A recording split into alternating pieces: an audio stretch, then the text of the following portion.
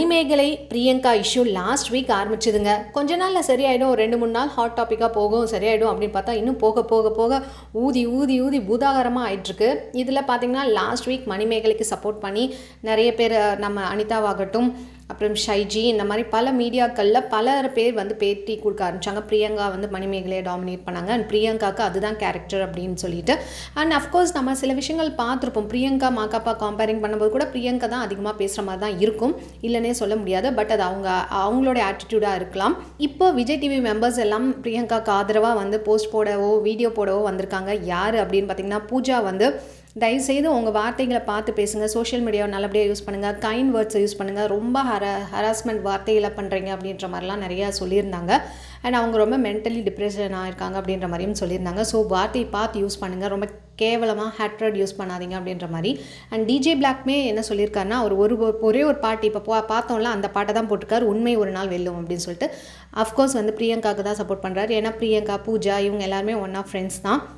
அதுக்கு ஃபேன்ஸ் பல பேர் கேள்வி கேட்டிருக்காங்க. அஃப்கோர்ஸ் நீங்கள் சொம்படிக்கிறது தெரியும் பிரியங்காவுக்கு அப்படின்ற மாதிரி.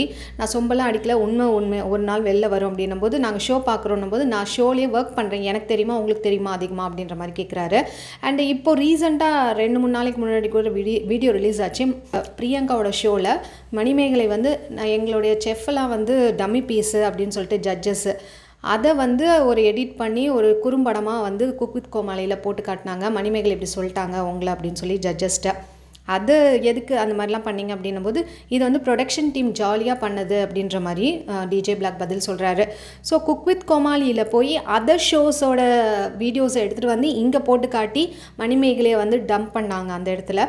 ஸோ என்ன தான் இருந்தாலும் பாருங்கள், இதில் பிரியங்கா மேல் தப்பு இருக்குது இல்லை, பட் ஒரு ஒர்க் பண்ணிகிட்ருக்காங்க, கம்பேரிங் ஒர்க் பண்ணும்போது பிரியங்கா அஃப்கோர்ஸ் ஆங்கராக இருந்தால் கூட அந்த இடத்துல போய் கொஞ்சம் டாமினேட் பண்ணும்போது கண்டிப்பாக நமக்காக இருந்தாலும் கோவம் வரும். அந்த ஒரு கோவத்தின் வெளிப்பாடு தான் மணிமேகலையோடது.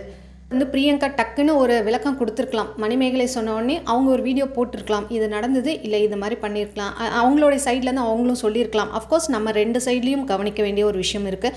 ஏன்னா ஒரே சைடில் அவங்க சொல்லிட்டாங்க அப்படின்னு மட்டும் பார்க்க முடியாது. Every coins has an 2 sides, அந்த மாதிரி நம்ம கண்டிப்பாக 2 சைடும் பார்க்கணும். பட் அவங்களோட சைட்லேருந்து யாருமே சொல்லாததுனால இப்போ மக்கள் நிறைய வந்து அவங்களாவே நிறைய சொல்லிட்டு இருக்காங்க. ஒரு படி மேலே போய் பிரியங்காவோட பர்சனல் லைஃப், அவங்க ஹஸ்பண்ட் பிரிஞ்சு போனது, இதெல்லாம் பற்றி பேச ஆரம்பிச்சிட்டாங்க. அண்ட் மக்கள் வந்து எவ்வளோக்கு அவ்வளோ அப்படியே தூக்கி வைக்கிறாங்களோ அவ்வளோக்கு படான்னு போட்டுருவாங்க. விஷயம் என்ன அப்படின்றது சின்னதாக தெரிஞ்சால் கூட அதை பெருசாக ஆக்கி. டிஜே பிளாக்டே ஒருத்தவங்க கேட்குறாங்க, அப்படி மாக்காப்பாவே ரொம்ப க்ளோஸாக அவரே வந்து எனக்கு தெரியாதுன்ற மாதிரி கண்டிக்கிட்டார், நீங்கள் ஏன் தேவையில்லாமல் எல்லா கமெண்ட்ஸ்க்கு கீழேயும் டிஜே பிளாக் வந்து அவருடைய கமெண்ட்ஸை கொடுத்துக்கிட்டே இருக்காரு. ஸோ இவ்வளோ பொறுமையாக உட்காந்து இவ்வளோ வேலை பார்க்குறீங்க அப்படின்ற மாதிரி நக்கலும் பண்ணாங்க டிஜே பிளாக்கை. நீங்கள் சொம்படிச்சாதான் நான் உங்களே சேனலில் வச்சுருப்பாங்க அப்படின்னதுக்கு டிஜே பிளாக் என்ன சொல்கிறாருன்னா, என்னை அவ்வளோ ஈஸியாக துரத்துற அளவுக்கு நான் மொக்கையாலாம் ஒர்க் பண்ண மாட்டேன் அப்படின்னு சொல்லி இன்டைரக்டாக மணிமேகலையே சொல்கிறாரு. ஏன்னா மணிமேகலை துரத்துனது வந்து டீம் தானா, ஹெட்டு தான். ஸோ அவங்களுடைய ஒர்க் வந்து மொக்கையாக இருக்குன்ற மாதிரி தான் அவர் இன்டெரக்டாக சொல்கிறாரு. ஸோ என்ன துரத்துறதுக்கு நான் என் ஒர்க்கில் மொக்கையாலாம் இல்லை அப்படின்னு சொல்கிறாரு. இப்போ 2 நாளாக விஜய் டிவிலேருந்து எல்லா கண்டஸ்டண்ட்டும் அவங்களுடைய கருத்துக்களை பதிவு பண்ணிகிட்டு இருக்காங்க. ஏன்னா மணிமேகலை வந்து அது ப்ரொடக்ஷன் டீமே வந்து சரியான ஒரு டீம் இல்லை அப்படின்னு சொன்னதுனாலே என்னவோ, ஸோ கிளப்பி விட்டு இவங்க எல்லாருமே ஆதரவாக பேச வந்துட்டுருக்காங்க. அண்ட் பிரியங்கா வாயை திறக்கணும் இதுக்கு எல்லாத்துக்குமே. அதுக்கு டிஜே பிளாக் சொன்னது என்னென்னா, அவங்க மைண்ட் செட் ரொம்ப டிப்ரெஷனில் இருக்காங்க அப்படின்னு. ஆக்சுவலாக பார்த்திங்கன்னா பிரியங்கா அவுட்டிங் போயிருக்காங்க அப்படின்ற மாதிரி நியூஸ் லாஸ்ட் வீக் வந்தது. பட் எதுனாலும் டேரெக்டாக ஃபேஸ் டு ஃபேஸ் வந்து அவங்க ஃபேஸ் பண்ணணும். ஏதோ ஒரு ஸ்டேட்மெண்ட்டோ ஏதோ ஒரு வீடியோவோ போடலாம். அஃப்கோர்ஸ் யாரும் ஒன்றும் வந்து ஏன் பிரியங்கா சொன்னீங்க அப்படின்னு யாரும் கேட்க போகிறதில்ல. அவங்களோட சைடு வியூவும் நம்ம கேட்டு தான் ஆகணும் அஃப்கோர்ஸ். அண்ட் நீங்கள் என்ன நினைக்கிறீங்கன்னு மறக்காமல் கீழே கமெண்ட் பண்ணுங்கள். இந்த மாதிரி சேனல் மறக்காமல் சப்ஸ்கிரைப் பண்ணிக்கோங்க. தேங்க்ஸ் ஃபார் வாட்சிங்.